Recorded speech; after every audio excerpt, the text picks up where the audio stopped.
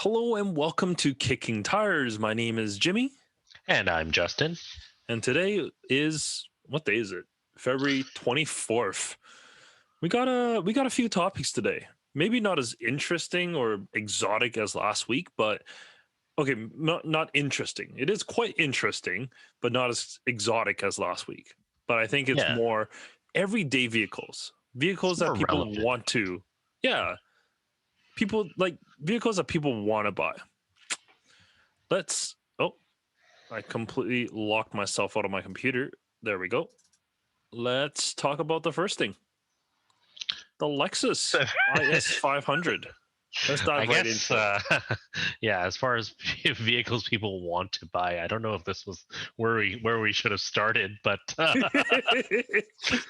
yeah, Well, I mean, there are people that love it because a lot of people love the ISF, but this isn't an ISF. This is an F Sport with basically the RCF powertrain. So you get the 5-liter V8, 472 horsepower, 395 pound-feet of torque, made it to an 8-speed automatic going to the rear wheels. But is this what people were asking for when they wanted a sporty Lexus?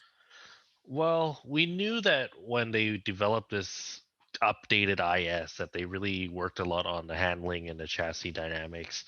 And I guess we kind of figured that it's to prepare for this hotter version because the 350 is quite slow by today's standards. Back in the day, it was quite competitive, but a 350, I just checked, it does a 0 to 60 in 5.8, 5.9 second in that range, which is, your typical midsize sedan. It's not sports sedan territory. And so I guess they do need something to compete, not so much with the M3 like the original ISF, but we were talking about, the C43s, the M340is, the Audi S4, these kind of mid range, sporty, but not, track weapon tier sports sedans. Right. Um, so I think there is a market for it. I do see a decent amount of S5s and 340s and C43s out there. So it makes sense because the IS 350 really is not a competitor to those, even though they're not that far off in terms of price. And in terms of price point, I mean, I was reading Motor Trend's estimating this will be in that 340 range. So probably in Canada, we're probably looking at about 70K for a nicely or reasonably equipped one. Probably a little bit more when you fully load it. Um, how do you like this? What they've done with the styling? I mean, the only thing they did to the styling is that hood bulge and the quad tips out the back. Compared to a regular 350, there isn't a significant difference here. Yeah, I think the hood bulge is really nice. It works, and the RCF had that as well, and it makes a big difference visually. I don't know if it even needs to be there because the engine bay is or the engine cover does not actually protrude like No, that, but it really doesn't. it does give the car, it's a subtle but aggressive look, and the engine is identical to what's in the RCF, and so yeah, just under 5 seconds 0 to 60 with the 8 speed. Yeah, they said zero to like this is from Lexus themselves. 0 to 100 will take 4.6 seconds.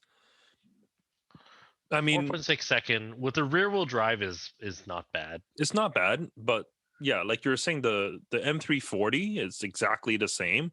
And the M340, I believe, was a little bit faster with less I wouldn't be power. surprised, especially with X Drive, and same Yeah. with the Audi and Mercedes. Everyone is going towards all-wheel drive, so I'm not sure why they would. If they're not fighting M3 here, why not do a performance all-wheel drive? So far, Lexus's all-wheel drive products have all been kind of neutered by that six-speed auto, which is so delayed in its response. It feels and is a 15-year-old, 20-year-old transmission. And when you get into one of those all-wheel drive one, the most obvious was the RC350, because you could get the RC350 in either an 8-speed auto with a rear-wheel drive or a 6-speed auto with the all-wheel drive, and the two cars just drove completely different. And so I guess they didn't want to develop too much with their all-wheel drive system and develop something that's truly dynamic. So they've kind of stuck with the rear wheel drive, but I think that's a miss on Lexus's part.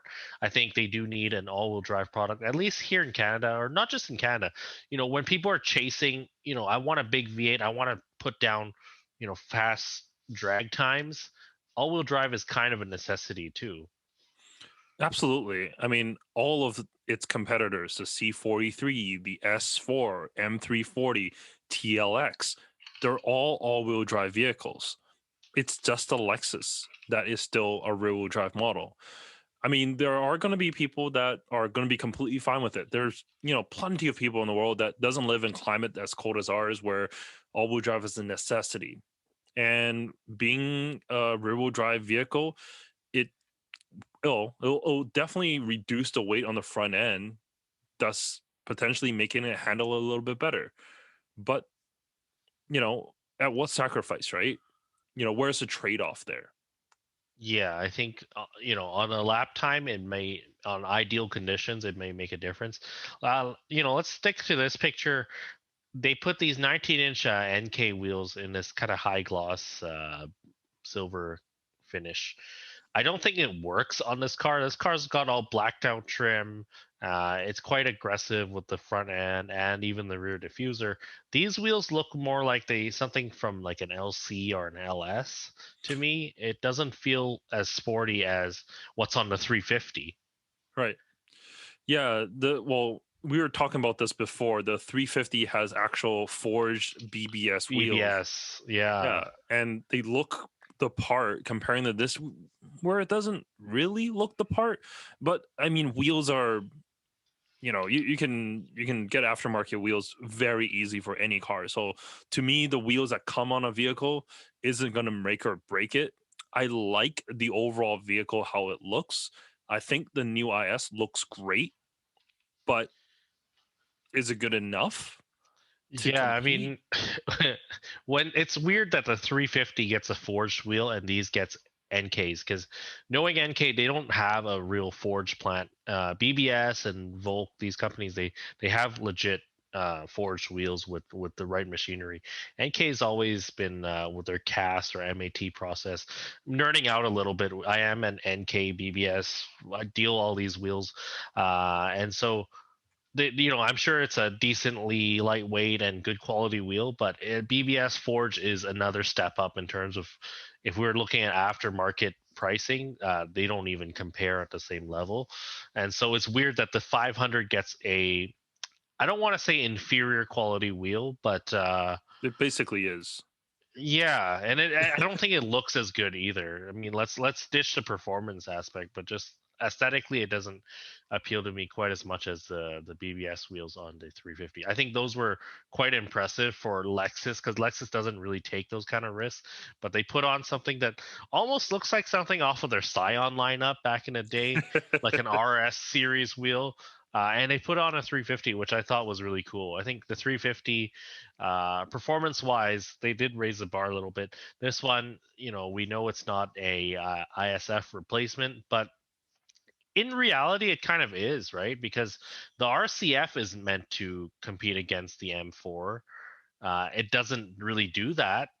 Yeah, and I was gonna say, I was like, and it was released, what, 5 years ago, and it didn't compete with the M4 at the time, and now we have a new one around the corner. But mechanically speaking, I mean, how different is an IS500 to what we know as the RCF? I see the brakes aren't quite as aggressive, but drivetrain wise, chassis wise, I think we're probably on the same level. No carbon roof option, at least, I guess, on the IS500. right. There's definitely no carbon roof option. It's because it's not an actual F line. So it's not Hmm. an RCF. This is not an ISF. This is just an F Sport. So you can kind of think of the IS350 F Sport. This is just one tier above that with a better engine option. That's what they're selling it as. So basically, like the M340i, the Hmm. well, Mercedes, the C43 is they still call it a real AMG, but for a lot of people they don't, and that's exactly what this is. Like it's the performance lineup of it, but it's not the full performance. So who knows? We may see a better ISF in the future. Lexus may decide to do something else with this chassis and get those wider fenders flares back, get more traction out of the rear. It may happen, but we don't know. Right. We don't know how this car really performs just yet. The power level is way above those aforementioned cars. Even though the 0 to 60 is not that impressive, who knows? This might shock us when it comes to testing. Fingers crossed, and hopefully, it's not a light car. It's almost 3,900 pounds, which we're almost up at the next size category, from a M5 or in that range with the Audis, and it's quite a bit more weight than the C class and the 4 series. Um, Can but we I think one thing I do want to say, this is a what they call it, a 2UR motor. And so the 2GR is what we have in the IS350, a 2UR is what we have in the 500. Now, that is where we were at in 2007.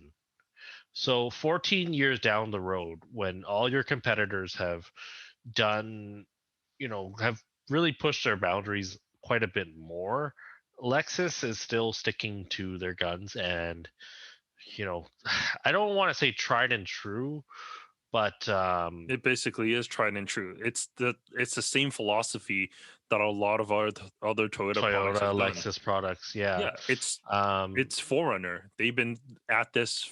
The Forerunner has been out since 2010. It hasn't changed, yeah, and they but the still sell. Forerunner doesn't have real competitors, That's true, whereas this does. You cannot. The but IS does sales are not strong. but does is there a true rear-wheel drive V8 competitor to the Lexus IS? Cadillac, Cadillac? yeah. And you know what? You'd be surprised. Cadillac sales numbers are actually pretty high compared to the IS. The IS here, I'm in Richmond, which is, the IS is everywhere here, but globally speaking and North America wise, the IS doesn't do so well Mhm. anymore. It's not quite as compelling because, and one thing I'm really looking forward to with this IS 500, now that they've brought back the big V8, is I hope that this will right size the pricing that the old ISF had, which I think is such an overrated car. I have nothing against it, but it's just not worth the 45 grand that people are asking for on a 12-year-old vehicle. And you know what? Like the whole buying point, like what everyone is looking for that car is reliability. Like you don't want like if I wanted something slow and reliable, I go out and buy a Camry, but a Camry is not even slow. But that's kind of my point. It's like uh, speed, the performance matters, and people are hyping this car up, the old ISF. Like you can get 2009 for 40 grand, and it's not even like like a good spec. And that car was so compromised out of the box. This one at least, you can fit in the back seat. It's a usable cabin. The old one was such a useless car in my opinion, and it at the time it was not competitive. Now it's, I don't even want to put it against something like a 340i. It wouldn't hold up against a 330i. That's how I feel about the ISF performance, and I've told this to a lot of friends recently. And it's like, hey, should I get this car? I'm like, hell no, because it's such a it's not a compelling product, and the transmission is not quite up there. If you've driven a modern car, I don't know why you would get that just for reliability's sake. And how reliable is a 10, 12-year-old car going to be anyways? and and Just lease something new. and You know, before anyone starts saying, Justin, you're a hater for Lexus IS, um, your girlfriend has a Lexus IS. Yeah, and it's perfectly fine. I have one, drive it every now and then. It's a nice cabin. It's refined. It's a good looking car. I think. Nothing against this car. I mean, I love Toyota.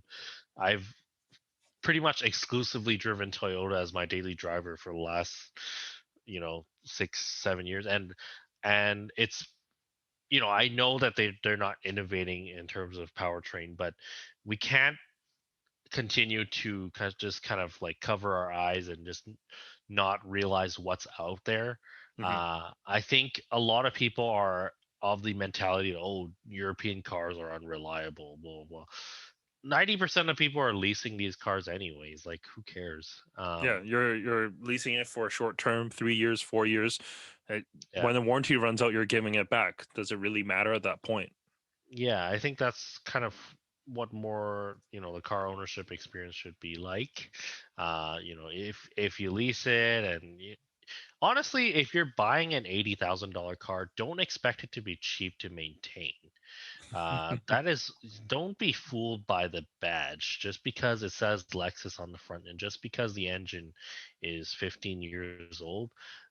Stuff still breaks, and plastic, rubber naturally will It'll deteriorate over deteriorate. time. Yeah. So don't be so stubborn and think, okay, European cars are trash, Japanese cars are the only way to go. I don't think people get that. And yeah, like if you get a 12-year-old ISF that has 20,000 K on it, doesn't matter. It's started to deteriorate at that point, and the interior is probably peeling as well. Um, Anything else to say about this IS 500? No, I mean that's really all I got. I'm like when the rumors came out, I was pretty excited because um I was a pretty big fan of the ISF until I drove one. Then I was like, huh, that's it. Like I didn't feel like it was that amazing, other than like the V8 sound. The V8 sound was great, and that compare like it basically was a Lexus quality E90 M3. That's basically what I felt when I was driving it. I was like, huh, this is kind of like the E90, except it feels more, a little bit more upscale, a little bit more Lexusy. Yeah, but you don't get the thrill of the E90 going eight. I I rag on the E90 M3. I think it's another one of those cars that a little bit overrated. Like the fanboys fanboy way too hard over that car, but that car at 8,400 RPM or whatever it is quite special, and the ITBs do make that car quite special. Very high maintenance, but ultimately, if I'm buying a weekend car like that, it doesn't need to be good on gas. It doesn't need to be cheap to maintain. It's a car that I probably won't put that much mileage on it. But for those special moments, I want something that feels special, not something that's slow and just.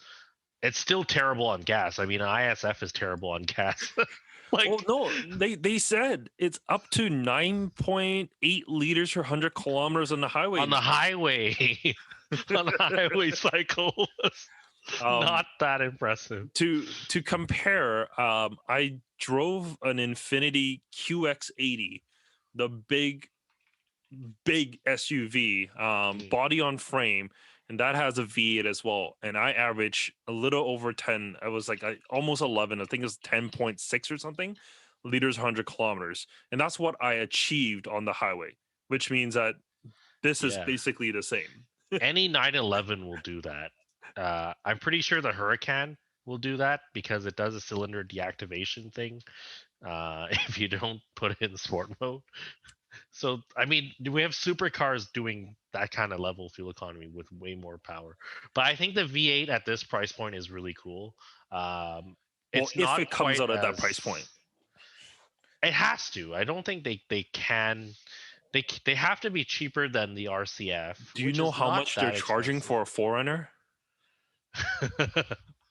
They do that because they can, but with this car, they do need to You know, I sell I it. I don't I know. think I don't I know. don't think the IS has that loyal of a fan base that they will. I do have one customer that says he really wants one. He just bought IS 350 not that long ago, maybe 3 4 months ago.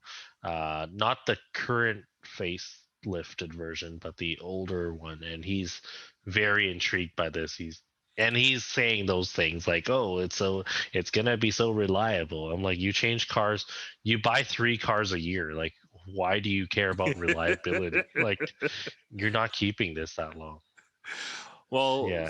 speaking of reliable vehicles, I think that's a great segue to move on to our next vehicle.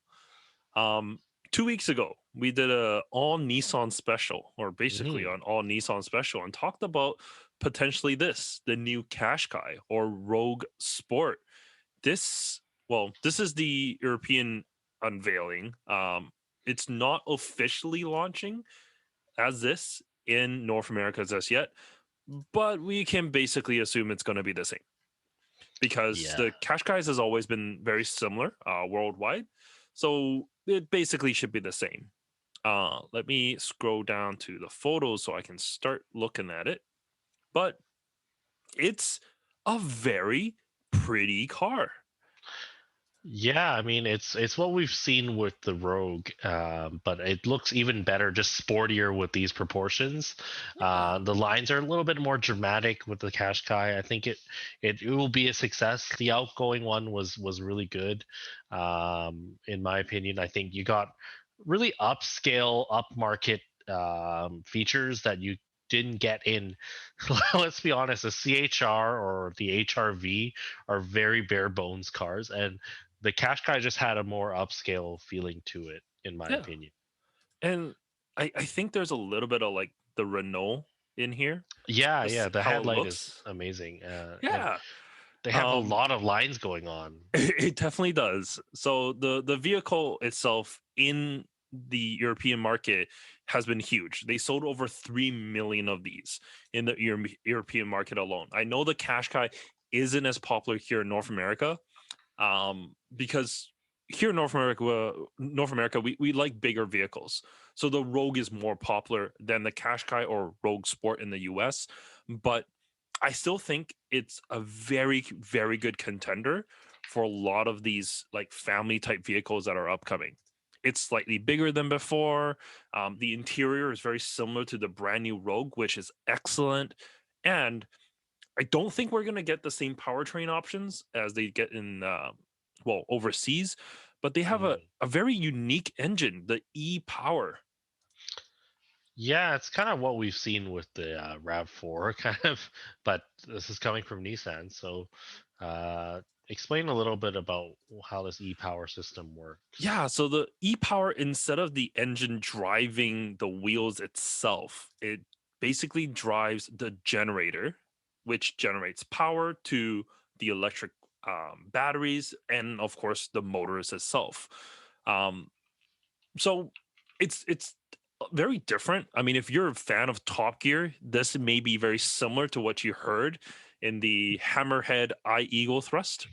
Um, Oh, I thought it was Jeff. It was Jeff a little bit too, but it was also called the Hammerhead Eye Eagle Thrust. But the the the engine is not um, connected to the wheels at all. There's no mechanical linkage there. It's all electrical, which means, well, it's technically could be better on fuel because it runs at an optimal RPM range to generate the most power. But if it's on the verge of like it needs more power, will it just sound like the engine's running at higher RPMs constantly? That's my question. Like, Yeah, is I it going think to the just whine? CVT, the transmission will have their own kind of. They will recognize what the load is and what you're trying to do with them. So hopefully, it won't be too annoying. But that is how you get kind of maximum power out of a CVT, I guess. Well, there's no CVT, there's no transmission, there's nothing. Oh, even with the mild hybrid. Oh, the mild hybrid, you get it. So there's two options. There's the 1.5 e power and then the 1.3 mild hybrid. The 1.3 Ah, mild hybrid okay. gets the CVT. Yeah. Yeah, yeah. So they're both electrified in some way. But yeah, that we've seen this with the Chevy Volt, is it? The Yep, Volt. yep, yep. The Volt has a Yeah, the Chevy Volt has a generator that is not tied to the wheels, but everything is going through the motor. That car, my brother had one actually. The 20, I want to say 2016. It's the same as the one they're selling now. Um, yeah, it's actually pretty neat. I think it's just like driving an electric car. The generator does not in that car go nuts. It's just kind of constant speed. So okay. I think, yeah, it feels very natural. It just feels like you're driving a fully electric vehicle. Um, yeah, those great seats again. Yeah, those zero gravity seats, and on the Rogue Sport or Qashqai that we have here, they are massaging seats. No information of what kind of massaging seats they are. I really doubt they're full like They probably just Mercedes like vibrate. massaging. Yeah, so they're probably just little inflatable platters that kind of move you about a little bit. But I actually like that because like on longer drives, those inflatable platters, like they help just shift your body a little bit. It's almost like the Mercedes kinetic seats, I think they called, where they just shift you a little bit so you don't get as tired. Mhm. You know, I'm surprised to see the Kicks actually outsells the Qashqai in Canada. Oh, really? Yeah, I was surprised to see that. The Qashqai, maybe it's because people know there's a new one coming or something, but here, or they're around the same for last year, but yeah, the Kicks is slightly more popular than the Qashqai. Oh, that's interesting. I mean, the I, kicks, like we talked about 2 weeks ago, it's so we much love the value for kicks. money.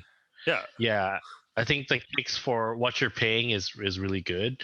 The Qashqai, on the other hand, it is very close in price to the Rogue, because the Rogue they've had to price it down a little bit relative to the Honda and Toyota.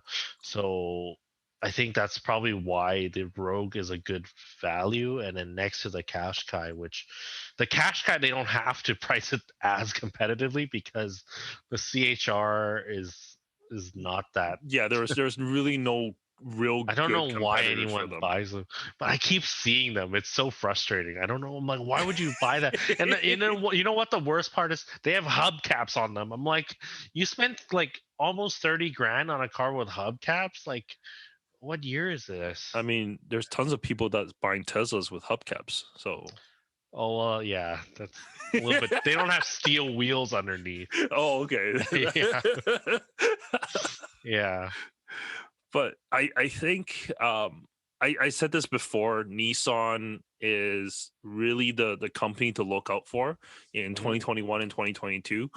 A lot of yeah, their mainstream cars are absolutely amazing. yeah. But I would think that this Qashqai will move over to Mitsubishi. Same thing as a Rogue moved over as an An Outlander. RVR? This can be potentially their RVR. They should name it the Eclipse, though. Please, no more taking of And those then old names. cut a Maybe they'll chunk call out it of the trunk. a GTO. Yeah, Oh, FTO, FTO, because FTO. Yeah, it's a front drive it's a based front car, driver so it should FTO. be an FTO. Um, yeah, and I do want to mention, because in Canada the price range is not that much between a Kicks to a Qashqai to a Rogue.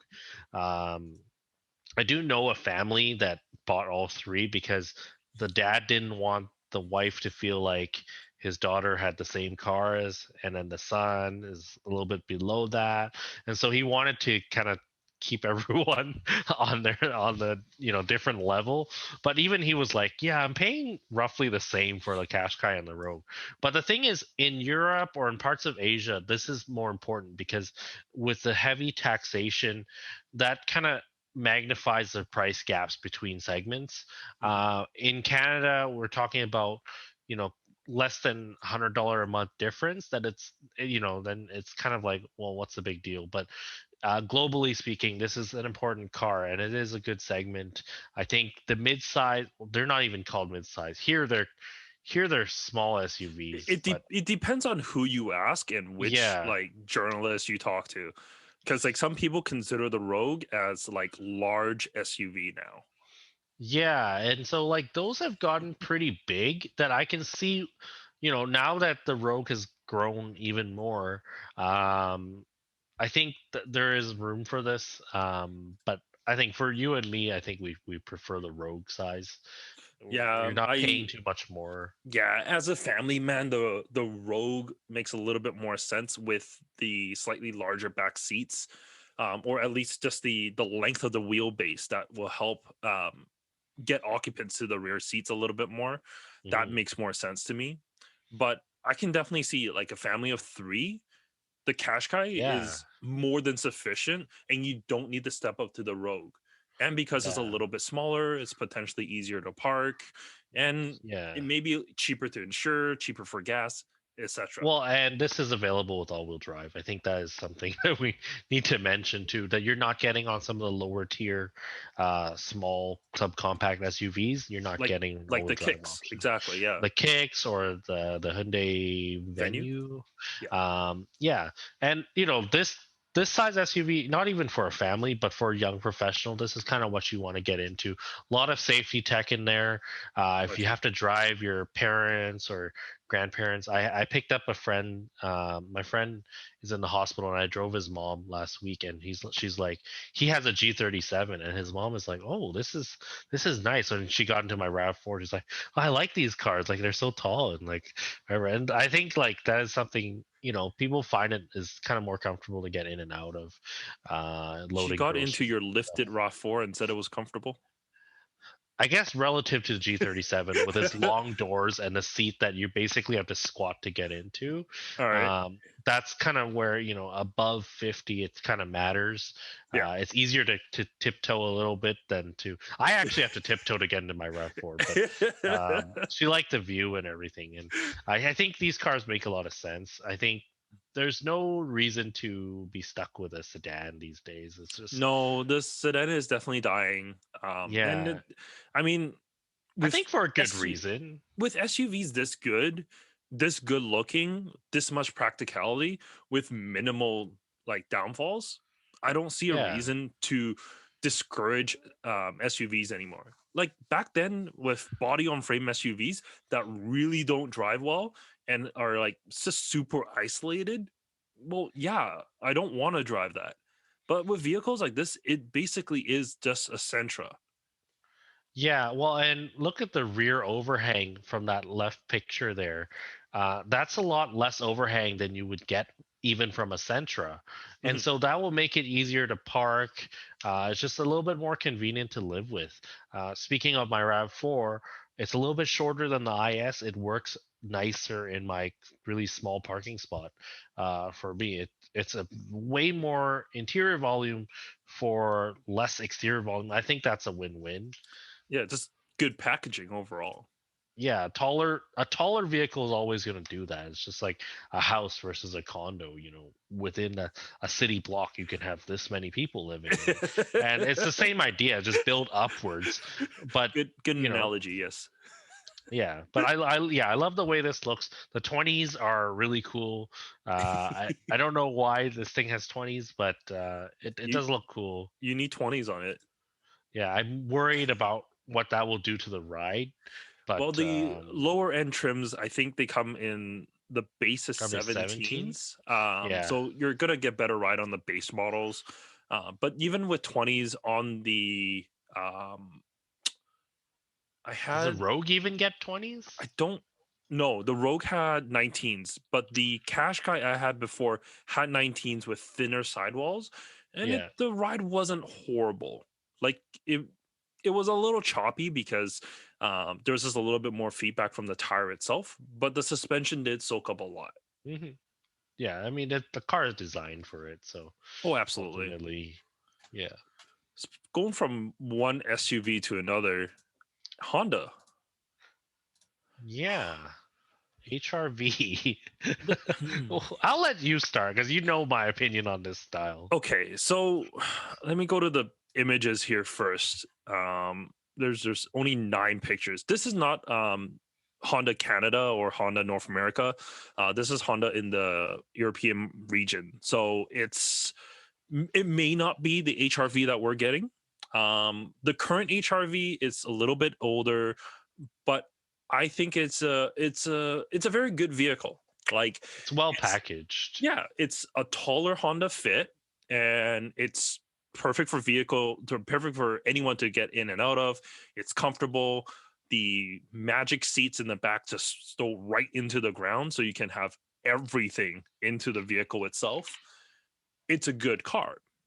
But this, I found like the newer Hondas, I don't know if they It's given up or stopped trying. It doesn't look great.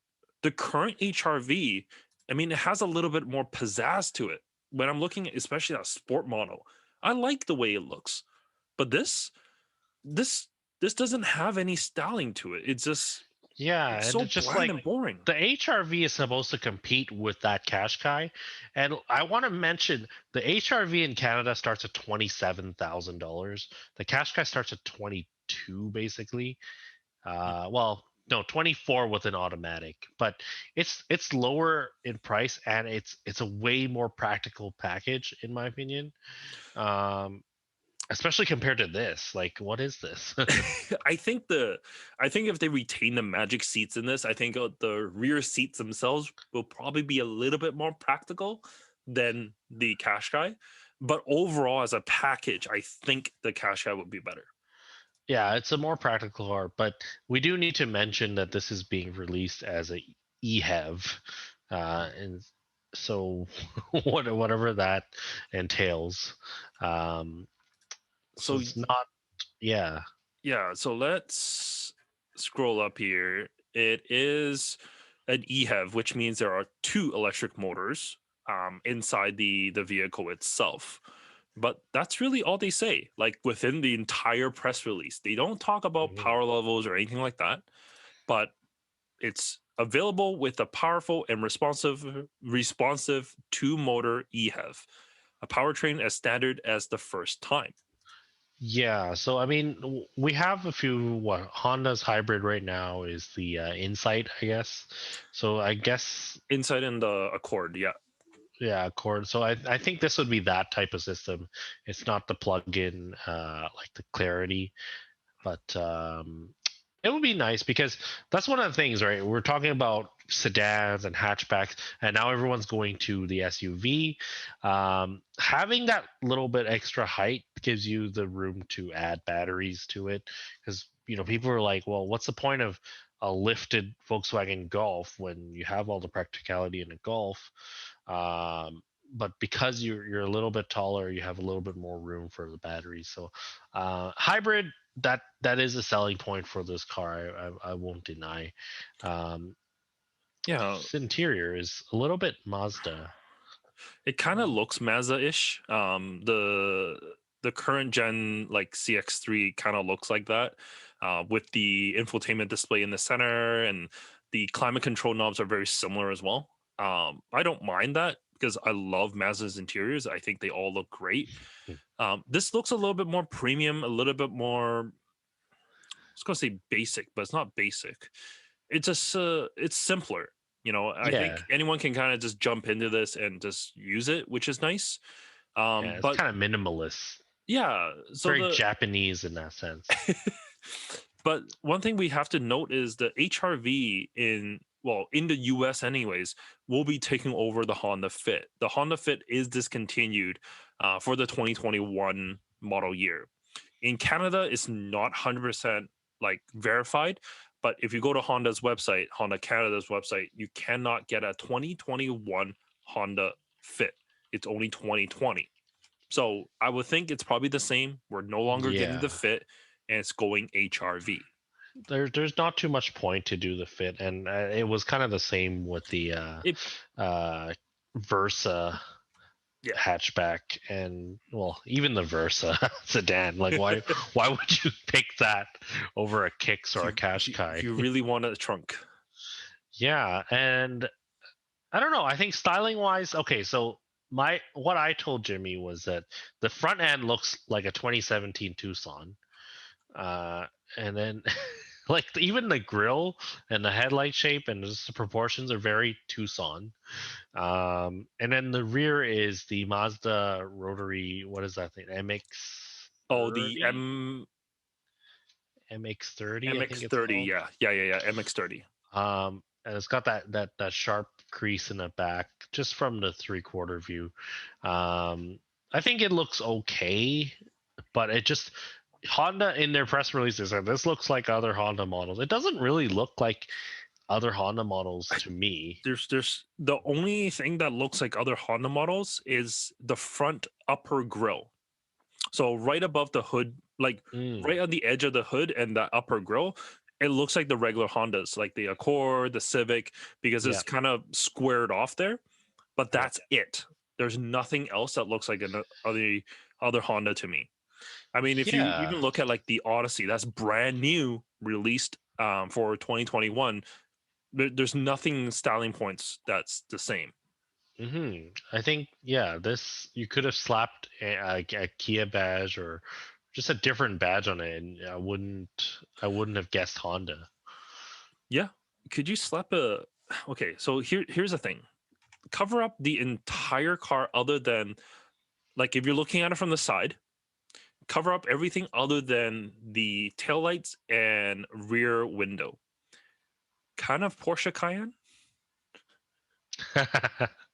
The way that doors are cut, I know what you mean, and the C pillar angle Yeah. is a little bit, yeah, Just a little bit, right? a tiny bit, A yeah. It's a tiny little bit bit of more Porsche jagged. there. Um, yeah, Obviously, this is much smaller than a Porsche itself, but I I I've been a big fan of Hondas. I yeah. have a lot of Hondas in my past. I have 4 Accords in my history, and it's well, actually, I own a CRV right now, but not a new one because the old one, in my opinion, is better. Um, I just don't have a reason to go back to Honda right now. Their products are not as just not as revolutionary as Nissan is, not as styled as Mazdas are. You know, when I look at a Mazda outside or in, I love the way those things look. I look at And you this, I'm know like, what's funny is, speaking of Toyota, they don't even Honda doesn't even have that reputation anymore, I feel like, of just really consistent quality, and like that's a product that I trust. If I'm getting a Forerunner, at least I know I trust that car. As phoned in as it is, but with Honda, I don't know. I think in recent years their quality has been so. Especially on the infotainment side, it's been terrible. well, But even just their fit and finish has not been fantastic for me. yeah. I think that's really all I got to say about the HRV here. It's nothing Yeah, that well, amazing. It's yeah, fine. It's a car. I'm sure it will do well. But I think there's better options out there. yeah. Especially at this price point, there's just no real reason to pick this over the Qashqai, Hmm. in my opinion.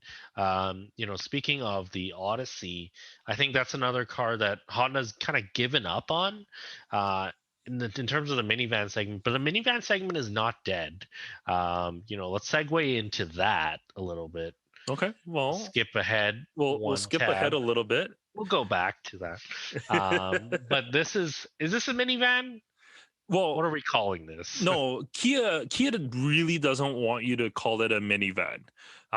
Depending on the region that you're in, Kia wants you to call it different things. In As Canada, we learned. in Canada, they want you to call it a life utility vehicle. Or a love for short. Where it's within That's the like, press release remember in here, 2004 when you're on your like Nokia phone, I love right like here. LUV, life, self-titled life utility vehicle. We are not making this up. Premium SUV inspired full size family vehicle joins Kia lineup as the brand's first self entitled life utility vehicle. The love. So that's Yeah, what they want to so call it in Canada. In the US, they want you to call it a multi purpose vehicle, an MPV. So I'm not sure why they want you to call it different things in different regions, but here it is: the love in Canada, MPV in the US. yeah, I think, you know, obviously this is the 2020 Kia Carnival, different name from before. It's not a Sedona. No more This is a Sedona. Carnival, which is kind of a strange name, but So the Carnival name existed before. In other markets, it's always been called the Carnival. So it's nothing new for like the Korean market, for example. mhm. It's just for us here in North America. Yeah, would it make sense if you're gonna differentiate this vehicle and make it more SUV, quote unquote? Wouldn't it make sense to give it a bit more exciting of a name than Carnival? I don't know. In my opinion, it does.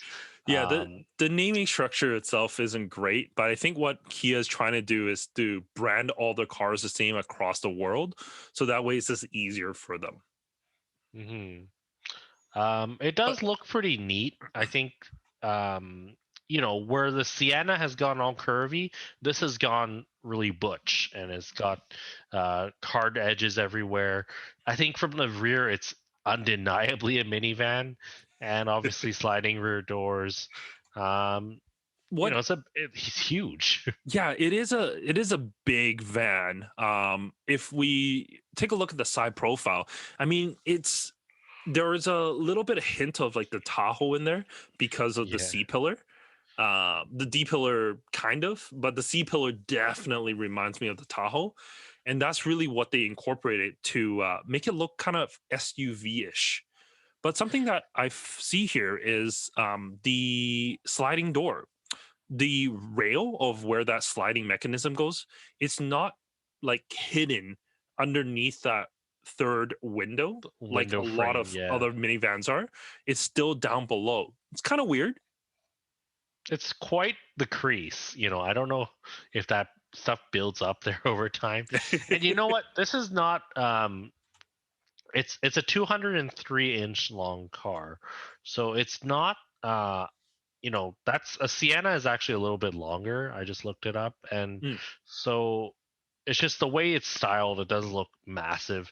uh I really love this interior. I think the back seat, the second row, if you get that VIP lounge option in the Essex trim, apparently it's only available on the top of the line, but Right. it's like first class, cabin Yeah. seating. So I think the way that they're going here, it's kind of like minivans or vans in the Asian market. Um, the Alphards, they have Hmm. seats like this in the Asian market because vans are no longer for families in It's those for markets, anyways. executives, It's yeah. for executives to sit in the back to be super comfortable in. I mean, yes, a lot of people still want their like high end luxury vehicles, sedans, but to duck in and out, not having that extra headroom and having a super long sedan, it doesn't make sense compared to a van that you It's can have. easy to get in and out of with a huge Yeah, opening. yeah. I think it makes a lot of sense. And you can, in theory, you could move a lot of stuff in this car. Not if you get the VIP seats, though, No, yeah. because the VIP seats, unfortunately, because of everything that's built into it, you can't take them out. The um, basically any trim other than the SX has the regular seats, so you can take them out of the vehicle. So you can put 4x8 sheets in there. So if you're, a construction worker, this might be something to consider to haul your family as well as your tools and whatever else that you need to the job site. Yeah, I like how they've gone and differentiated themselves. Okay, so Toyota's gone and done, we're gonna do the hybrid thing. That's gonna be our thing, and they've always been good at it. And then now Kia's gone and we're gonna do the luxury thing, and I think that is kind of how you want to play it. You don't want to fight Toyota and try to build something efficient with a because you just don't have that technology. But you'll compete in a different manner, and I think not fighting against Toyota is a good thing. Speaking of which, there another van that's still somehow available is the Caravan, and It's not that's kind of differentiated. it's not Well, available anymore. You can't buy it. they don't You can't they're buy it still on the new. lots. Yeah, Yes. Yeah, there's you still can't. a ton on the lots, Yeah. and I think we need a new one of those, just a straight utility van with stow and go that. That's what we need. The Pacifica is neither here nor there for me. Well, I'm the not excited about Pacifica, that at I think the Pacifica is going a little bit more high end. I've driven the Pacifica, the top trims, and it's really nice on the inside. The materials, how everything feels, it's quality in there. The panoramic sunroof on top, it spans both first and second row, and the third row gets their own. I mean, the Sienna doesn't get that. The screens Oh, mounted okay. behind the seats, those are really high quality as well. Like, I prefer the Pacifica over any other vans because of Ah, everything that it so has. the Pacifica is now the Grand Caravan. They've renamed it. So, So in Canada, you can get a base model Pacifica. That's why they killed off the Caravan. But it's even at the base model is a little bit higher trim than the Voyager that you can get in the US. mm, In the US, they re-announced the Voyager name to give you a very low-end version of the mhm. Pacifica. So exact same thing, but with like regular halogen headlights, smaller digital display in the center, still 8 seats, but no power windows, or sorry, no power doors. Power windows you get, but like just stripped out of a lot of the Pacifica goodies to give you a cheaper, lower version. Right. And so, I mean, with this minivan segment, a lot of people have pulled out in North America. Ford doesn't do anything, I think, anymore.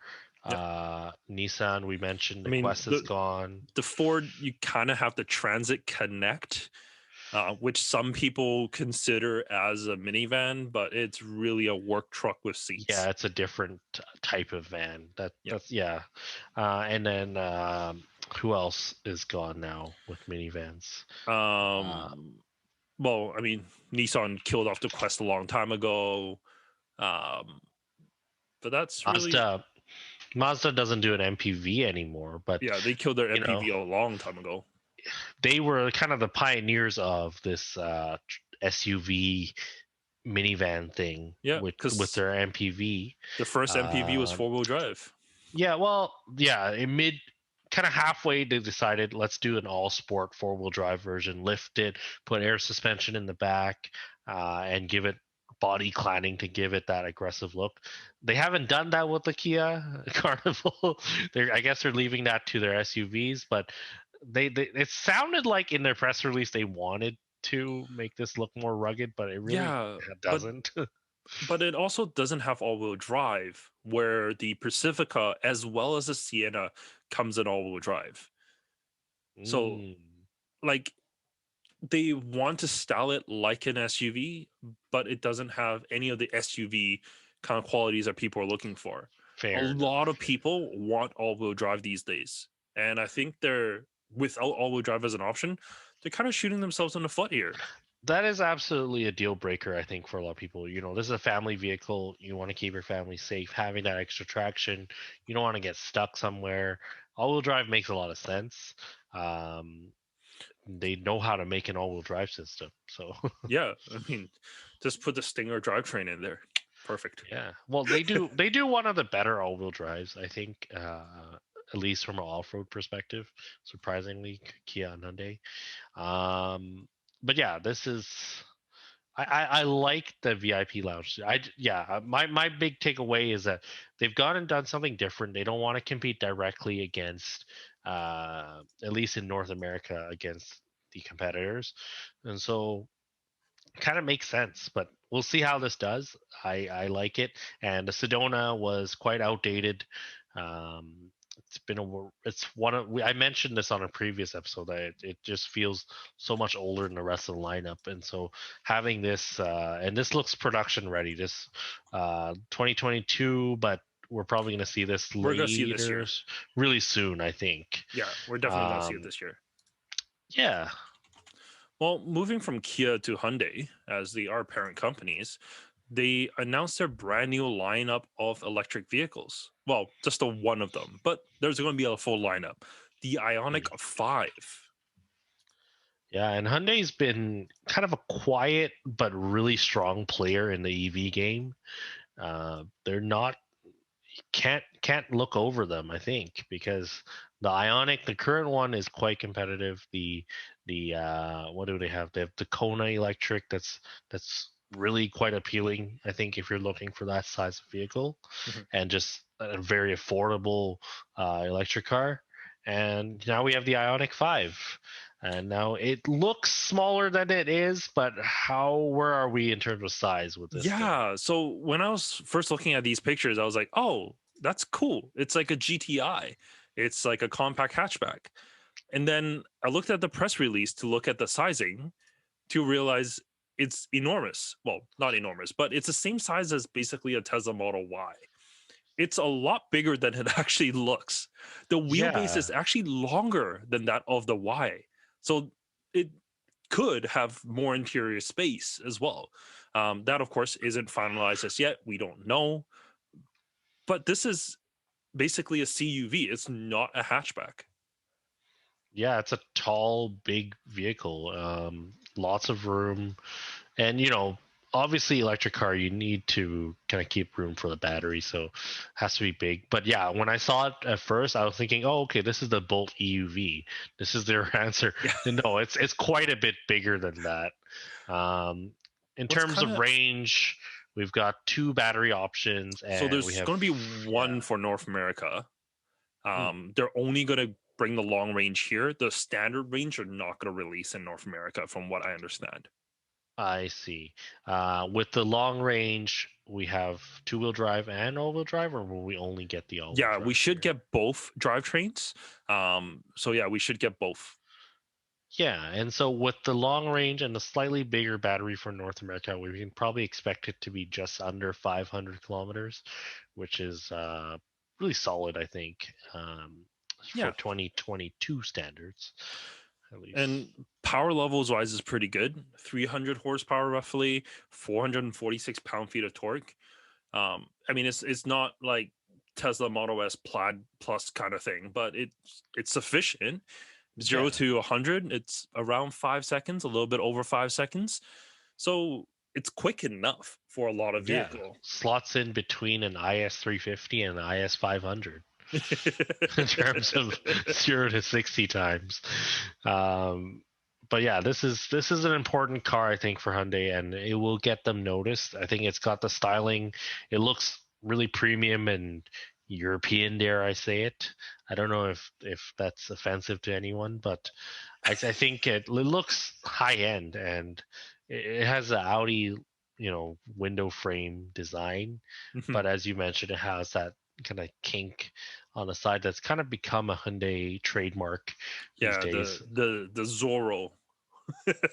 Yeah, like Zorro's gone and sliced his name into the side. Um, What's yeah, nice is like so a lot of manufacturers right now, of course, charging time for electric vehicles is always a pain. You have to charge it for long periods of time. Even on fast charge, it's like a few hours, right? mhm. So what Hyundai has done here is they made the interior a little bit more lounge-like. So the front seats you can push them back. That's pretty normal. But when you lean them back, you can have this kind of like thigh rest. Thigh? No, Yeah, kind of like the calf back rest. seat of the Kia Carnival. Yeah, it's basically like an ottoman that kind of comes out, so you can Yeah, lounge inside your vehicle. I it makes mean, perfect sense because you're yeah, gonna spend time sitting in it, I even mean, when you're not driving. Tesla's like, hey, here's some games, here's Netflix, here's YouTube. Here's a Hyundai's like, fireplace. here's a couch. Yeah, and the couch is gonna appeal for a lot of people. I like to kind of sit in my car and do work sometimes, and I think this interior looks super inviting. I think it's a compelling product. I'm curious how it will be priced. Um, whether it's going to be Model Y money. Yeah, there's no official pricing yet. People are speculating online that it's going to be roughly around Model Y money, as that's going Yeah. to be their rough target, Hmm. because it comes with either all-wheel drive or rear-wheel drive. You can't get the Tesla Model Y in rear-wheel drive only anymore. Elon has said, "Oh no, that's no good." He cut that out, No and so you point. can't get Yeah. that anymore. So you can only get all-wheel drive model for the Y. But Yeah, I think it makes sense. Well, you would just there's no point getting the rear wheel drive, at least here in Canada. Yeah, and then it's only available with the standard range. Yeah, there's a lot of reasons for it. Yeah, But with although this, their standard range is quite sufficient. yeah, it's definitely not bad. But I'm sure, like, I mean, I'm I've driven around the smart battery version. I forgot what it's called, EQ maybe. It had under 100 kilometers of range. I mean, as a city car, it's absolutely fine. It barely did 100 kilometers per hour. But Hmm. I'm I'm not a person that says that gets scared over range anxiety. So for me, I don't know, 200-300 kilometers is fine because I don't really Well, travel that far. and one of the things they were saying about this Ioniq 5 is you can charge 100 kilometers of range in like no time, basically. Yeah, Um, it's they have a really quick fast charge. I don't recall 18 minutes. 18 minutes, zero So you to get yeah. If you can find that oh ultra fast five charging, minutes for 5 minutes for 100 kilometers of range, yeah, which that's all you need right there. Like yeah, that's a cup of coffee, and then boom, yeah. So you're good for the day. so if you can find the ultra fast charging, then yes, you can do that. Right. And this But infrastructure is coming. It's just but maybe not here yet, but um, that's just further reinforcement that electric is the future. I think anyone who denies that is kind of insane at this point. You know, this car can do it, may not have the infrastructure to do it just yet, but yeah, yeah, that's really all I gotta say. Should we jump cool. back to the C class? Yeah, so new C Class, that's a hugely important car. That is, I think it's Mercedes' best selling model in history, I guess, if you count every car they've sold. C Class is the biggest seller over time. Doesn't mean it's their most popular car today, but it's been around for almost 30 years. So Compact, luxury sedan. it's brand new. It's a brand new one for 2022. But if we look at the side profile, I it, this maybe just That's a me. bit of the A class, bit of the CLA, bit I of think the it S looks exactly the class. same. Like the roof line, it looks exactly the same as a current C class.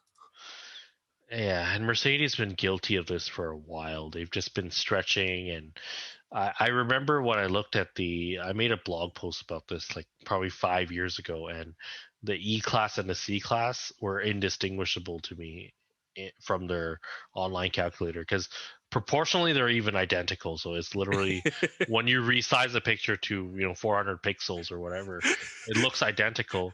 And yeah, this rear end just looks like any other Mercedes to me. It I looks don't kind know of if like that's a this. bad thing. Well, the taillights remind me of like the CLS, which is kind of nice. I like the new taillight look Hmm. compared to the current kind of blobby look the C class has. I don't mind the taillights at all. The front end is kind of where I'm like, I want a little bit more than There's that. not much going on, and the Yeah. the bumper is kind of carried over. The grill is kind of carried over, and so Ooh, there's not that much going on. what's kind of cool is the grill. Instead of just like um the diamonds that they used to have, they're actually little Mercedes logos. Oh, sick! I see that now Yeah, it's without the this. circle. Yeah, without the circle around it. It's Um, really small detail. You can kind of see in this photo here, but yeah, they're little Mercedes logos. So there is a little bit of details here and there, but yeah, overall, I mean, this is the very predictable styling wise. okay, so they have the C, the E, or sorry, they have the A, the C, the E, and the S. In the If you CLA, park them next to each other in a far away enough like distance, and then take a side shot, you probably can't tell which is which no, because and like they we look used the to make same. fun of Audi for this, but I can tell the Audis apart. This one really no. Like look at that. It's like they're making fun of themselves. You're like that could be a GLE, that could be that could be any Mercedes Yeah, just model. a silhouette look is like, hey, guess what car this is? Yeah. Let's look at Um, the interior though. I think they've kind of pushed the boundaries a little bit there. I think it does differentiate itself quite a bit from the A class. They've Yes, incorporated some of the new S class into there's a here. lot of S class in here, and I love this interior. It's so beautiful. But how would it actually function is my question. Mm. As a person that loves tactile buttons, you're giving me another big display. I just don't know. I don't know. I think I, it will take some getting used to, but that's kind of okay with me. But I I think the slab of gloss plastic down the middle is a little bit much. as long as it's not black, that's fine. If it's black, it's gonna show all the scratches. But having this kind of carbon fiber weave, I don't mind it as much. I feel like it's probably gonna be okay, but I The need steering wheel is very funky. the It has steering wheel has two two lines. tiers Yeah, on the 9 and 3 position, so it's kind of a new design. It looks nautical to me. I want to say it looks a little bit nautical to me. I think they split it so that way it's easier to differentiate like what the Yes. top buttons are versus what the bottom buttons would be. So it's easier for you to use the MBUX system that's behind the steering wheel and the MBXUS system that's on the infotainment itself. You know what button is not on the steering wheel is the heated steering wheel, which is always for some mysterious reason on these cars On the column. be on the column and in a spot where you cannot see it. I don't even mind it as much if it were in the infotainment. If you could kind of like turning on the heated seats next, having it next to it, even if it's digital. But the having it on the column is just so frustrating for me. Wait, Um, there's a picture of the outside. I'm gonna download a high resolution of this. I want to see. Oh, yeah, and so I do like the vents a lot on this. I think it looks. I like how to me it looks a little bit Art Deco. You know, it kind of has that classic maybe 40s 50s look to it, but also very retro. I think okay. it's a cool. Yeah, there. I think it's Mm, there. I don't know if that's the heated steering wheel or just the Just the adjustment power. itself. If it's like every other Mercedes, then it if it has that option, then it will be next to it. So Yeah, it um, kind of looks like it is because like the steering wheel button's right on the top, and then you got a toggle underneath. I mean, it's either that or it's gonna be inside the infotainment itself. yeah. The I also want to mention the screen and the vents are kind of driver oriented, so they've got an angle to them, but it's not so much that it's defined. It looks like a poorly photoshopped picture almost. Just I slightly don't angled. like it. You have to view it from the middle point, and then you're like, "Oh, it's such a slight angle. It's like, why bother? Because now you have to spend all this money on tooling and everything. Right. If you just made it symmetrical, I think it would have saved a bunch of money Well, and it actually, probably looked better. from this from this picture here in the middle of the dash, it looks like the entire dash is angled towards the driver.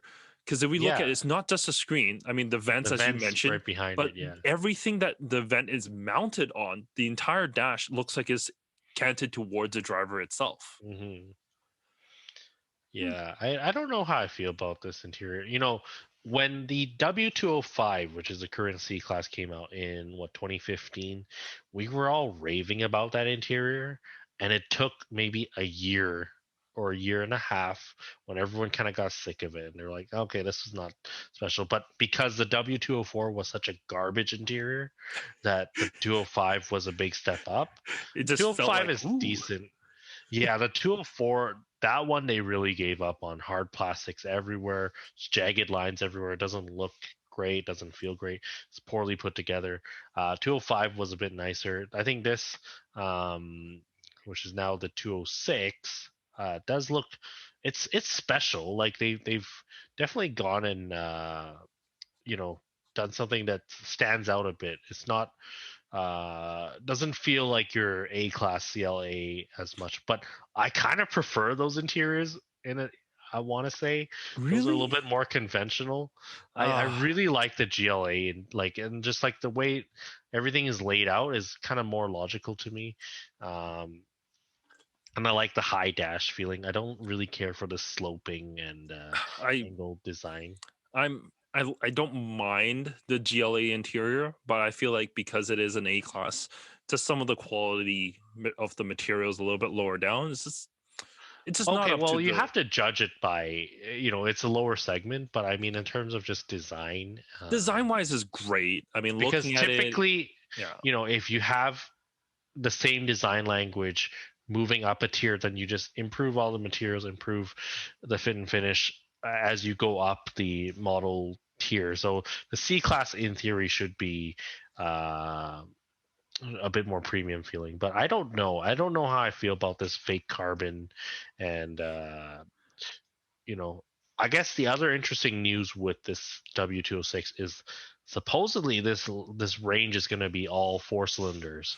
yeah. So that's Um, the most controversial topic for it. Every single engine option, it's going to be four cylinders. They're dropping the V6 that was in the C43. They're dropping the 8 that was in the C63. Everything's a four cylinder. Is that a good thing? Is that a bad thing? I mean, as a person that drove the CLA 45 AMG, that four cylinder was bonkers. I have no problems with that engine at all. But and as someone who's driven the C63 W205, I could tell you the four cylinder has way more response to it. That 63 engine, as good as it sounds, which, I think it sounds good to people that haven't driven muscle cars because it just sounds like a muscle car. hmm, And to them, I think if you've never stepped into a Ford dealer or a Chevy dealer, you don't know what a V8 sounds like. So you get into a Mercedes and you're like, oh, it sounds like this.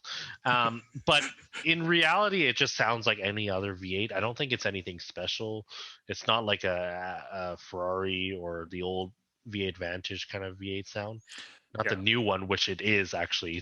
The current V8 Vantage is the is a AMG Mercedes engine, V8. but it's a lazy engine, and I don't know. To me, it's nothing special. I don't think we're losing anything, and so if we can build on that 45 AMG pep and adding to it with the C63, we're getting some electrification going on, some torque fill, kill off any lag that Yeah, is still existent. because yeah, the Um, CLA 45 definitely had lag.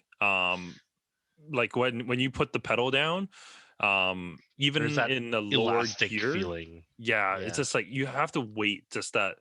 Like it's not yeah. long. It's like half a second, but No, and when you're on track, you would never get there because there's no pauses. But if you just want that instant response, it's not mhm, there. Electric is going to be really exciting for that. And we're supposedly going to be looking at over 500 horsepower, which is no surprise. M3 is there. how IS much 500 power is does a not there, but C63 have? it's less than 500 right now, from Oh, what I okay. remember. Yeah, so 2021, I guess. Okay, so the weird thing is there's a S AMG, but they're what, 469. I'm sure you can chip it and get crazy Yeah, you amount of can get power, but yeah, it's easy to um, do. the highest power AM or of that 63 engine, I think, is G 503. the GTR, or not a GTR, the Oh, GT sedan, the four door GT oh, AMG GT sedan. Yeah, yeah. has a lot more power with the same engine. So that engine has potential. I just don't think it never wowed me in the W205. Um, so yeah, I don't think we're gonna be losing any. And it's not like the C63 really has a big history with turbo, or no, not turbo, but with V8s. They went from a naturally aspirated V8 to a turbo V8, and now they're doing something different. They've changed every time. We had a Yeah. supercharged V8 before that. We had a supercharged V6 before that. And what, a C36? I don't even remember what was in that, but the W202. So they've changed their Yeah, engine configuration every generation. it's definitely not like it's not like it had to be a V8. It's not what No, C63 is about. And I feel like with the reduction of the cylinders here, there's going to be a huge amount of weight that's being lost on that front end. I mean, C63, yeah, like I haven't driven it on the track, so I don't know. But I would assume because of the newer engine with half the cylinders gone, it's going to have a lighter front end. It's going to Yeah, feel more agile. you're redistributing the weight to the back for your battery packs. I can tell you the 205 does not have the brakes, even in the S trim, to do even the mildest of track days.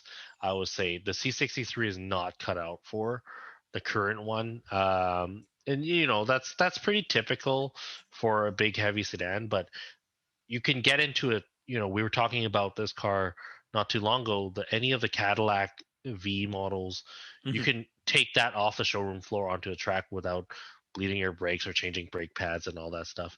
The C63, I've driven it as an S on track, and it's just you can get 2 laps out of it before the brakes turn blue. You can't defeat the stability 100%, and so it's grabbing it mid corner. It's not meant to be a track car, and so it's not. Well, the C63, it's basically a muscle car. I mean, that's Mhm. really what it is. The C63, the E63, they're all muscle cars. It's big V8 in a sedan. It's just a German muscle car. That's what it is. I think so, and I think maybe we'll see something different with this W206 generation. I think as far as muscle cars go, I mean, again, Cadillac makes a muscle car that does work on the track. Yep. Chevy makes muscle cars that any Mustang, whatever you can Dodge kind of can't do that.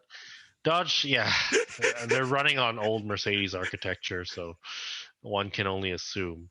But I don't know. I mean Mercedes definitely needed a new car, but how I don't know if this is that compelling to me. I think the 340i that we mentioned earlier just looks cooler, and Mm. interior is it's just very usable but still classy, and it will age better. I mean, 3 Series interior generally aged pretty well. E90 interior is still nice. At the time, they don't, they weren't that special. I think that's one of the things to note is It's the like a 3 fine Series. wine. With age, it Yeah, tastes it's better. exactly. It's a utilitarian look to it, but it just does age well. Whereas that gloss panel, regardless of what color it is, I think is going to get scratched the heck out of. Oh yeah. Uh, Oh you're just yeah. going to put your purse there, or a dog is going to walk over it and it'll just get destroyed. Well, Yeah. don't have your dog walking across your dash and you'd be okay. Ah, they have a mind of their own. That's not something you can control. No. Ah, I personally think like this is a great step for Mercedes. I think it looks okay from the outside. The outside doesn't compel me too much. The inside, it's definitely very advanced. I'm a little scared for that because I'm not a big fan of full infotainment, like full touchscreen infotainment systems.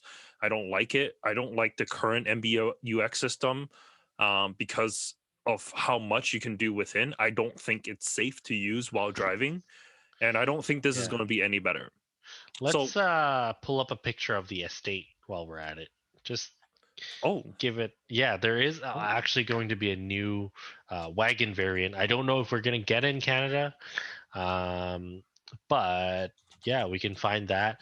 Now, with the estate, I do want to mention it for our listeners, it does look virtually identical from A pillar back. If you look at it from the side, no, there's real pictures of it, but oh, weird. But yeah, Mercedes has released some pictures of it, 2022, and uh, let me see if I can find it from. yeah, Oh, it's proportionally it does look virtually identical to the sedan, um, but obviously the rear end is a little bit more upright and more of that traditional hatchback shape that we don't get with the A class or the GLA. Um, oh, cool, the new C class. But yeah, Mercedes is the last one to offer a wagon in North America or Canada, at least in this segment. So I'll be excited to see whether this estate makes it over to here. In the um. AMG variants, I know you like that car. Oh, I love the There you go. C43. There we go. Yeah. Oh, they call it a 2021. Oh, that's why I couldn't find it. Yeah. Yeah, so in Canada, we get the C43 AMG, which in the US you don't get. I love the C43 AMG. I think the 43, it's that sweet spot. I don't personally need the 63 because I don't need that bonkers amount of power.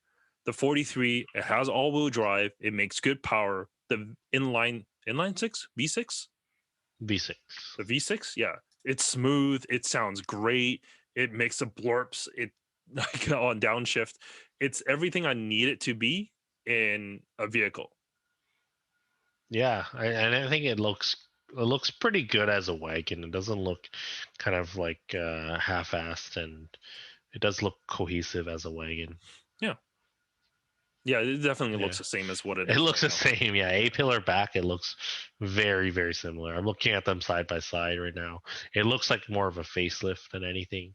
Yeah, The sedan looks a little bit more different with its lines, because the sedan has a more sloping rear, I think, with the new one, whereas the wagon they've maintained that rear profile. right. Yeah. Well, I think that's really all I got to say about the Mercedes here. Anything else you want to add on? No, I think we're good. Let's talk about the video you released this week. We have the new Toyota Venza. Yeah. So the Venza is basically a luxury RAV4. I mean, it has a lot of the RAV4 goodies in it, but it's priced a lot lower than the Lexus NX300.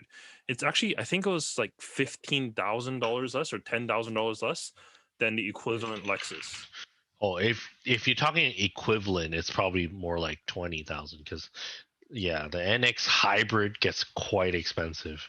Um, but yeah, I think I want to say it's luxury with an asterisk because they've kind of nerfed this car a little bit and they don't want to cannibalize the NX. So we've actually lost some features that the RAV4 had, like Yep. the You don't get heated seats in the rear, which is weird to me. yeah. Um, It it's wasn't that weird until you realize the RAV4 had it. So it just doesn't make sense. It's $13,000 less than the NX equivalent top trim with kind of like all the goodies that this has on it. Yeah, this one, yeah. Yeah, the NX is quite expensive and it's quite old now, but people still buy them. There's leaked images of the brand new 2022 NX that was released, I think, earlier today. But Oh, perfect. yeah, they're leaked images, It so looks don't go quite into it. Venza. It it looks basically the same as a current NX with just mild updates. A little Um, bit more Venza, yeah. Venza, it's it's basically the same as the RAV4. Which one would you take? I think you did mention in the video, but I just for our did. I podcast mean, fans. yeah, for everyday use, I mean, I probably would take the Venza because it looks a little bit better. I wouldn't take the top trim because I really don't like that infotainment system. I don't like the climate controls that's on the upper end trims because it's all digital. It's a, instead of the regular rotary knobs that you would get on like the RAV4, it's a full digital screen. Just I'm not a big fan of it. Right, and it's Um, quite a reach too, that screen, I feel like. If yeah, you have it shorter definitely arms, is. because at least Lexus, as compromised as their control panel is, you have something to control that screen, but usually at least. But yeah, no, the Venza one is sloped backwards. It's not quite as upright as the RAV4 one. I think ergonomically, I don't enjoy it quite as much. And then the start stop button is in the wrong spot. I mentioned this the first time I got in one, which was only about 3 weeks ago. I couldn't find the start stop button because I'm like, okay, this is my RAV4. What's new? So I just started looking for it, and I pressed like I think the odometer button, or Yeah, there it's is the a button odometer. there. Yeah, Yeah, the regular start stop button, like the button that's kind of like right behind the steering wheel, where basically 90% of cars would have the button. It's an odometer reset button rather than a yeah. start stop. And then where they've put it is oh, remember the Toyota 86 or the Subaru BRZ? Let's put it there. Yeah. Which even on those cars it actually works. Like I never like had a hard time finding it, but this was one of the first cars in a long time that I kind of couldn't find the start button right away. And it's actually, once you see it, you're like, oh, how did I miss that? But ergonomically, I don't think it's as good as the RAV4. Yeah. And I don't know how I feel about this interior design with the I what do you mean, call that, th- like the the trapezoid hourglass thing shape. in the Yeah. middle. Yeah. It's so overall, it's the same size as a RAV4. Maybe a little bit of differences on the exterior, but interior is smaller because they did put more sound insulation. There's thicker seats that's in here. It's a smaller trunk because the hatch itself cuts into the body a little bit more, Hmm. so it's not as usable as a RAV4. So for most people, the RAV4 is the one to pick, but there are some cool things in the Venza that some people might like. For example, that sunroof, where some people will go nuts over because it's the same as like the Maybach. You press a button and it clears up. You press a button and it's like frosted. Um, But it but doesn't open. it doesn't open. There's a big like bar in the middle that separates the front and rear. Um, it's I mean it's a gimmick that's kind of cool, but it's not functional. The one that's in the RAV4, the top trim, at least you get a sunroof that opens. You get a skylight and it can open to let fresh air in. I personally love sunroofs because, when driving around in a little bit of a misty, rainy weather that we get a lot here in Vancouver, I pop open that sunroof, the rain doesn't come in. Like I do Yeah, the and you tilt. get a bit of light. Yeah, And you get a little nice. light, you get a little bit of air. It's better than just running the AC all the time. Um, Yeah. but oh, on the Venza, if you don't get the top trim, you don't get a sunroof at all. Not even as an option. Oh. So like the base as well as the XLE, if you're saying, really would like just the regular sunroof, sorry, you can't have that. Mm. It's solid roof on top. And something Right. else that kind of bugged me is this is the top trim for the Venza. There's cutouts for fog lights in the front, but there's no fog lights. So on the lower bumper, you can see that there's like a little circle there. See if you Yeah. can find I saw it on that other shot yeah. So on there's a there. little Yeah, I circle saw it. right there on the lower bumper, but it's just plastic. Yeah, that's gotta be, you gotta go aftermarket, I guess, to fix that. But I'm it sure is in other markets, ridiculous. Harrier Yeah. has it, but Yeah. I mean, overall, it wasn't. It wasn't to me. The Venza wasn't like the great buy that I thought it would be. It's aimed at a certain market. I'm sure there's people that will like it, but for like 80% of people, the RAV4 is the one to get, not the Venza. Yeah. And I think that it was one of the gripes with the RAV4 is some of the plastics are a little bit cheaper. So having a slightly premium option, I mean, it's not that big of a price jump to go up to the Venza. Um, the old Venza was quite a value too. I mean, this is completely different from that. That was more Camry based. This is a Corolla based vehicle, from what I know. It doesn't It's have any real competitors. no, I mean, no one out there makes a good hybrid. I mean, people are comparing this to the Murano.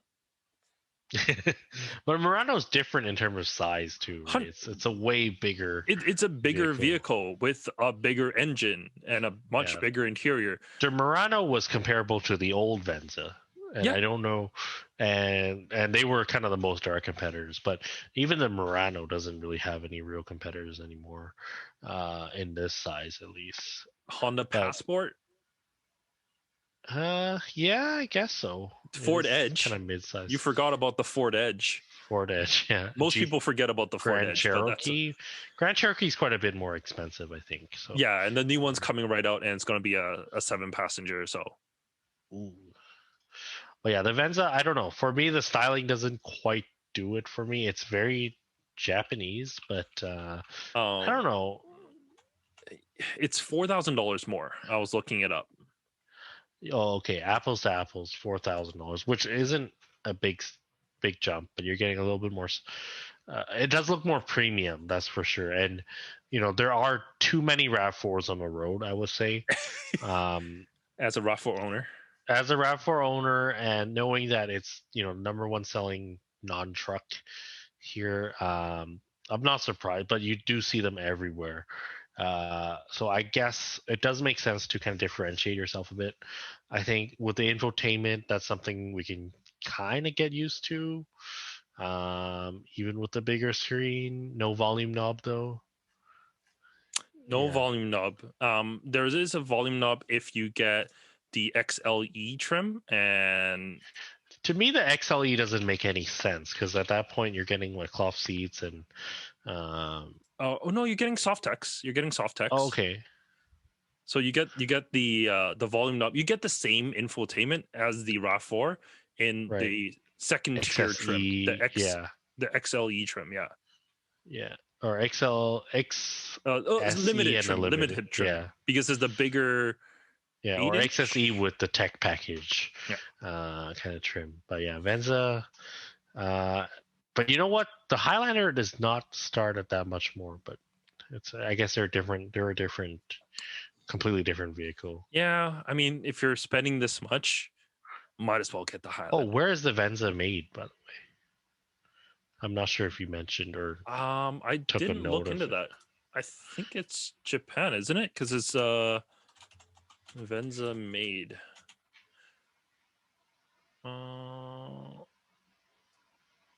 Yeah, it's rebadged Japanese market, doesn't tell me where it's made. Second generation Venza is made in the US. Oh, okay. Whereas the RAV4 is made in Canada, at least here. Well, it says it said North America. Sorry, I just said US. Oh, okay. So maybe it's different. Yeah.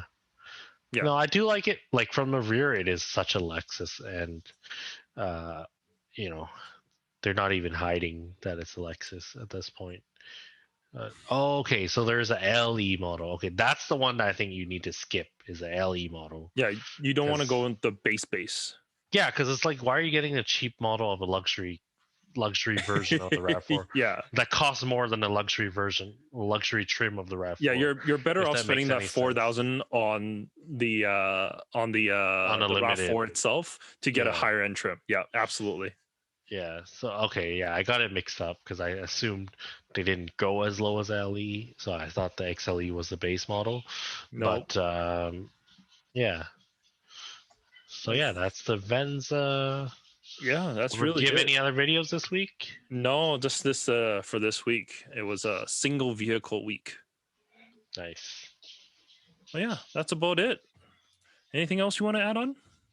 No, I think that should be everything for Sweet. this week's episode. We're good for time. Yeah. Well, in I guess in that case we'll wrap things up. So thank you so much for watching if you're on YouTube, and listening in if you're on any of the podcast here. And we'll see you next week. Yeah, hopefully we got some more cool news to share and more videos on the way. Perfect. Thank you everyone for watching. Have a great day.